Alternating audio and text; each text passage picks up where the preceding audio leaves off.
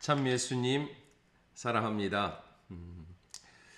함께 가톨릭 교회 교리송 공부하면서 하나씩 좀 세분해서 공부하는 아마 이런 동영상은 없다고 생각이 됩니다. 그러니까 여러분들이 함께 이렇게 가톨릭 교리서를 좀 듣고 자신의 신앙을 더 깊이 있게 하는 마음을 함께 가졌으면 좋겠습니다.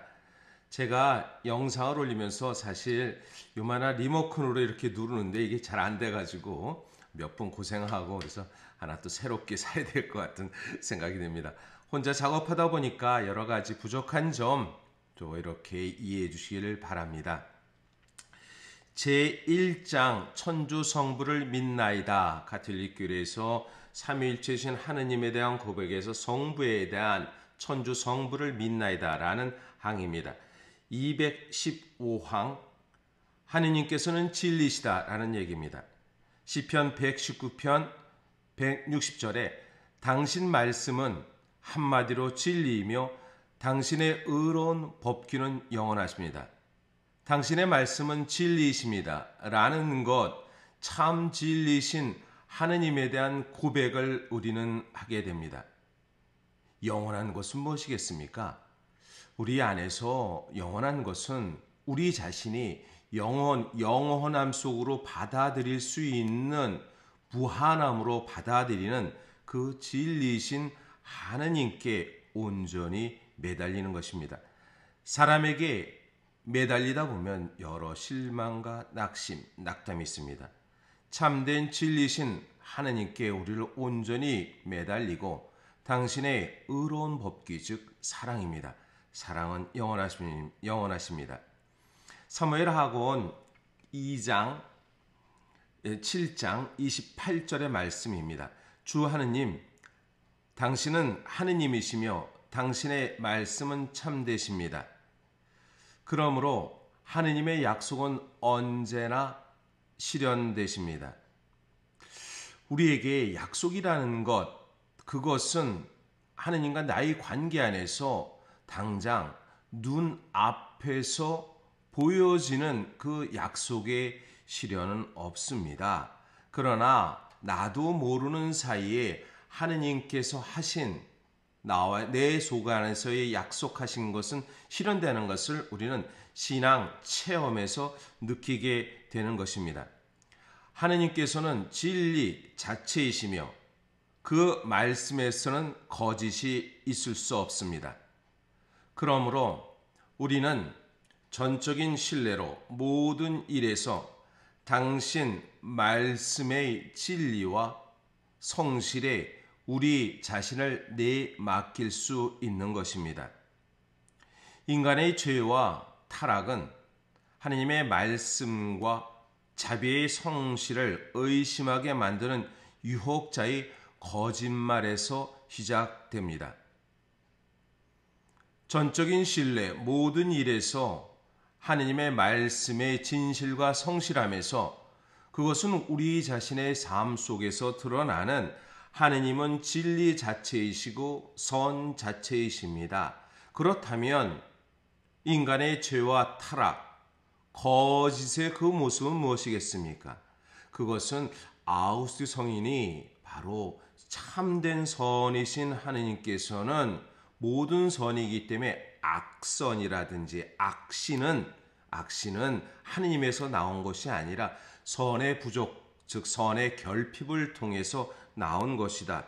죄와 타락은 우리가 갖고 있는 우리의 자유의지의 남용에서 나온 것이다 라고 이렇게 이야기합니다. 하느님의 진리는 창조하신 세계를 질서 있게 다스리시는 당신의 지혜이십니다. 홀로 하늘과 땅을 만드신 하느님께서만 당신과 피조물의 관계에 비추어 모든 것에 대한 참된 깨달음을 주실 수 있습니다. 하느님께서는 당신을 계시하실 때에도 진실하십니다. 당신을 드러날 때 하느님께서 성경 안의 진술을 통해서 당신을 따르라, 당신을 믿어라, 당신께 전적으로 신뢰하라 라는 말씀을 계속합니다. 우리들도 마찬가지가 아닐까 생각합니다. 하느님께서 맺어준 인연이 있습니다. 그 인연을 따를 때 그 문제의 해결도 하느님이 해주십니다. 그런데 어느 때는 살다 보면 하느님께서 맺어주신 인연을 스스로 포기하는 경우가 있습니다. 그래서 하느님께 매달려서 그 해답을 찾을 때 문제의 답이 있다는 것을 이렇게 기억했으면 좋겠습니다. 하느님께서는 당신을 드러내고 당신을 보일 때 모든 것이 진실하다는 것을 생각하면 좋겠습니다. 하느님께서 오는 가르침은 진리의 법입니다.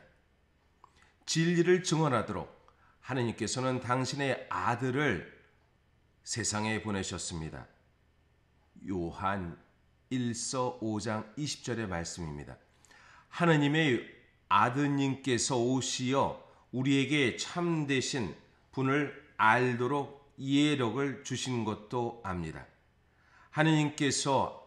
하느님의 아드님께서 참된 분임, 즉 당신 자신의 육하의 모습을 드러냈다는 것을 이렇게 말씀하십니다. 나는 온다라는 이야기 안에선 결국 하느님이 당신의 모습, 성자 예수 그리스도 인간의 모습으로 드러났다는 것입니다. 하느님께서는 사랑이십니다. 진리와 사랑, 즉 있는 자 하느님은 진리이시고 사랑임을 말씀하십니다. 218항입니다. 이스라엘은 하느님께서 당신을 계시하시고 모든 민족들 가운데서 그들을 선택하시어 당신의 백성이 되게 하신 이유가 오로지 하느님께서 거저 주시는 사랑 때문이라는 것을 당신의 역사를 통해 깨달을 수 있었습니다. 당신의 사랑 때문에 이스라엘 민족을 선택해서 당신의 사랑을 드러내고 있다라는 것입니다.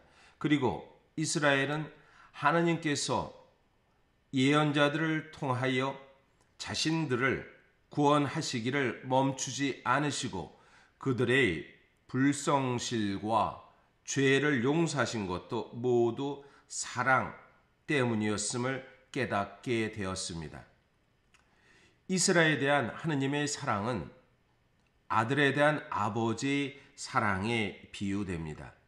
호세아서 1장의 11장의 말씀에서 하느님의 사랑, 아들에 대한 아버지의 사랑으로 비유하는 것입니다. 이 사랑은 자녀들에 대한 어머니 사랑보다 강하다고 이렇게 말합니다. 어떤 때는 우리가 이야기를 들을 때 자녀에 대한 사랑은 어머니 사랑이라고 이야기하지만 성경적 진술에서는 아버지의 사랑에 대한 이야기를 깊이 있게 더 이렇게 멀리서 바라보는 듯 하지만 끊임없이 자식에 대한 사랑의 손길을 보여주는 것, 아버지의 사랑의 비유입니다. 신랑이 신부를 사랑하는 것보다 훨씬 더 하느님께서는 당신 백성을 사랑하십니다. 이 사랑은 가장 큰 배신도 이겨냅니다. 이 사랑은 가장 귀중한 선물까지도 주실 것입니다. 요한복음 3장 16절의 말씀입니다. 하느님께서는 세상을 너무나 사랑하신 나머지 외아들을 주셨습니다. 하느님의 사랑의 손길은 모든 것을 뛰어넘습니다. 라고 이렇게 말할 수 있습니다. 그를 믿는 사람은 누구나 멸망하지 않고 영원한 생명을 얻을 것이다. 외아들의 사랑을 통해서 영원한 생명을 얻을 것이다. 라는 말씀을 하십니다. 하나님의 사랑은 영원하십니다. 산들이 밀려나고 언덕들이 흔들린다 해도 나의 사랑은 결코 떠나지 않으리라. 이사야 54장 10절의 말씀입니다. 나는 너를 영원한 사랑으로 사랑하였다. 그리하여 너에게 한결같은 자애를 베풀었다. 예레미야 31장 3절의 말씀입니다. 요한 사도는 더 나아가서 다음과 같이 선언합니다. 하느님은 사랑이십니다. 요한일서 4장입니다. 하느님의 존재 자체가 사랑인 것입니다. 때가 찼을 때 당신의 외아들과 사랑의 성령을 보내주심으로써 하느님께서는 당신의 가장 깊은 비밀을 알려주십니다. 하느님께서 가장 깊은 비밀은 무엇이겠습니까? 그것은 하느님의 사랑이라는 것입니다. 그리하여 너에게 사랑의 모습을, 그분은 영원한 사랑의 교환이신 성부와 성자와 성령이시며 우리를 그 사랑에 참여하도록 하게 됩니다. 하느님은 사랑이라는 사실을 다시 한번 기억하는 오늘이 되시기를 바라겠습니다. 아멘.